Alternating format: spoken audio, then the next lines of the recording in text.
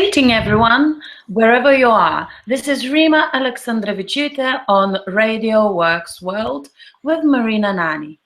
Last time we met on radio, I spoke about responsibility versus contribution. Today, I would like to share my thoughts on self-worth within children and how can we support them? What can we as adults, looking after them, working with them, how can we support and grow their self-worth? I'm sure if you're a parent, carer, it's not about you, but possibly you know someone, or you might have heard someone putting a child next to them down. Our aim is to grow them happy, confident adults. So later on in their life, they can pass better message, understanding of the world in positive way. I strongly believe that children come to us to share what they've achieved, what they've done, more than anything for approval. Yes, sometimes we are caught in not the best moment, not the best mode or moods. And it is much easier to snap at them or just not even looking, say, yeah, that's great. Approval to children is very important because, especially in younger years, simply because that's how they understand themselves. They understand themselves as someone else's opinion, would that be a parent, would that be a teacher. So that's why it is very important to accept their effort and share your feelings, your emotions, your thoughts on that piece of work or ideas. Can you imagine your children coming to you at teenage years or as adults as well, asking for opinion, sharing what they think about one or another matter? We all, as parents, carers, or professionals working with children, would like children think of us as approachable people. Another way to grow that children's confidence in us would be to ask their opinion if they like, because that's most often how conversations start. Mommy, Daddy, Auntie, do you like my picture? Or do you like my tower? Instead of giving our opinion, it's always the best to ask their opinion about their work. And then possibly suggest ways to improve. This way, children gain self-confidence. They grow as children to start with, then as teenagers, and then turn into adults, believing that with small input, at times no input at all from someone else, they can achieve anything they want. It's natural.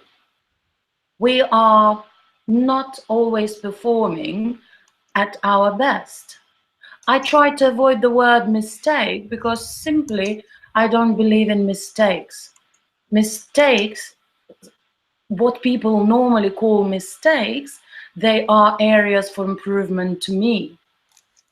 And can you imagine raising a child or working with someone who doesn't make mistakes, they simply find room for improvement? How easy would be that? How rewarding would be to have someone in the family thinking, yes, I tried to fix the plumbing, it didn't work. That means I need to see where I could improve, what I need to do in a different way.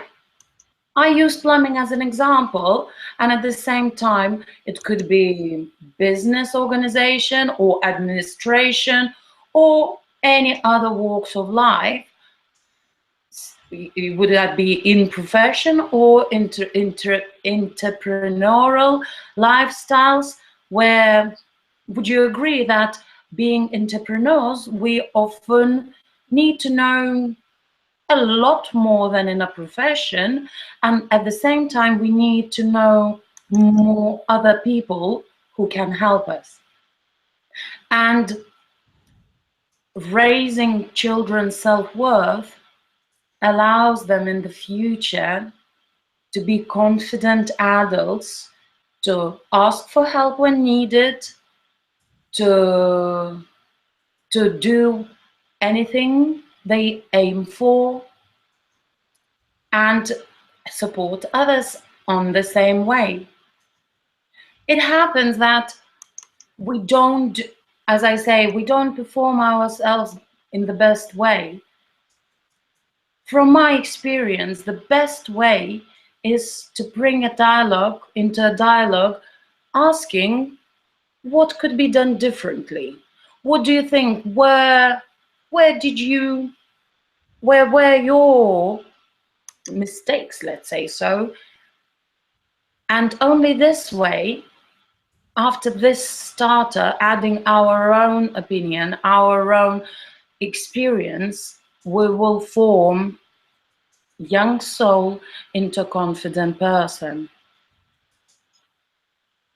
Also, it is very important to thank and acknowledge the effort, acknowledge the piece of work that children bring to us, because we do often, well, possibly not you, however, you might know someone who might have said to you, someone takes me for granted, I need to do something, I need to change something.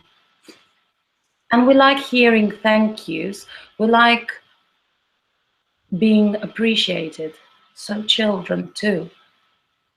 So thanking and acknowledging their work is no less important than offering areas to improve.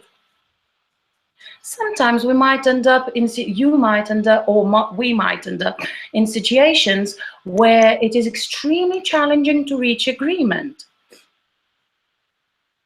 It might not be you, it might have been you as a child. From my experience, it is most important to share both sides, to share thoughts, and only then discuss ways, how is it possible to meet in the middle? Will that be your teenage child asking to go out for a party, and you know it's in the middle of the week, and there is no way you would like them, there is no way you want them to go to that party, because tomorrow they still have to be at school. Possibly it's not you, possibly it's someone you know, and still there is likely for that to happen. It is very effective to meet halfway through. And from my own experience as a teenager, even small victory from parents' point of view feels like ginormous winning for the young person. Once again, it takes patience, and I'm sure that would that be you as a carer, parent, or professional, we do need patience. And at the same time, I strongly believe that all of us working with young children, we do our best. We do our best, and as well as we know. So if you have a moment of doubt, remind yourself that if you knew any different, you would have acted in a different way. For now, that's it. Marina, would you like to add anything? Oh, this is I was taking notes actually, Rima. This is very exciting. It's a topic that hurts because nothing hurts a parent more than an unhappy child. But most parents, because they are so close, they love their children so much, they don't know anymore how to deal with their issues. They don't know how to tackle, and they don't know, they are exhausted of looking for solutions to understand them better, to play their game, to become part of their life, and sometimes they try really too hard. That's very true. And trying to understand the child is like in in in all honesty, I think you have to be born again. They are so smart, they are so mature, they have access to so much information. It's overwhelming as a parent just to think, how can I help my child who knows more than me? So you answer most of the questions I had. I didn't share that with you, but you answered most of them.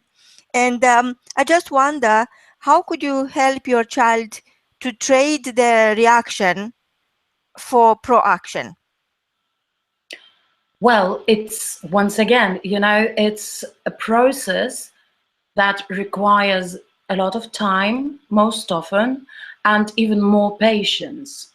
Because to react is the easiest way, and take action to respond, to take action instead of react is, first of all, it is extremely important to share your thoughts or to explain your reasoning behind. Why would you like your child to do one or another duty, would that be, or to do something for their greater good? That's explaining your reasons rather just telling them that's what they must do works miracles, and very often it works as a strong motivator. Very likely it's not one case conversation. It might take more than 3 or 5 times to speak. Would that be different topics, or would that be the same topic? However, time is, you have to give yourself time.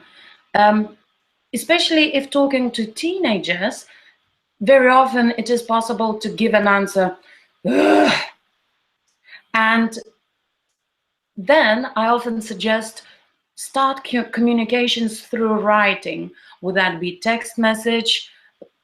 Just because youngsters live their lives most often on phones, or writing letters, writing the same diary even, because very often to open up with a parent face to face is not the easiest matter, especially if a child is already slightly older, would that be 10 or even a teenager.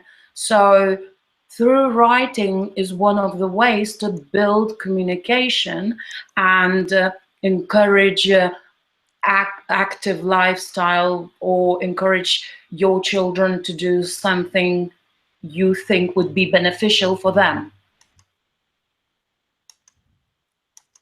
Thank you so much, Rima. I'm afraid this is all we have time for today. That's fine. And I'm very, very grateful for you helping us to understand how to go closer to the child's heart, because they hold so much, and there's so much responsibility on the parent side, and so much love, and sometimes it's very difficult to handle all of it at the same time. So if you want to get in touch with Rima, for our listeners, please go to her website, connect with her on Facebook, connect with her on Radio W.O.R.K.S, because Rima is coming back. What are you going to talk to us next time? Next time, I'm going to touch another painful topic that, without realize, some parents, their children do experience, and it is sense of guilt within a child. That is the next topic. Wow. That's, to me, that's a very tall order. But till next time, I will think about it. Till next time, from both of us, is good night and goodbye. Good night.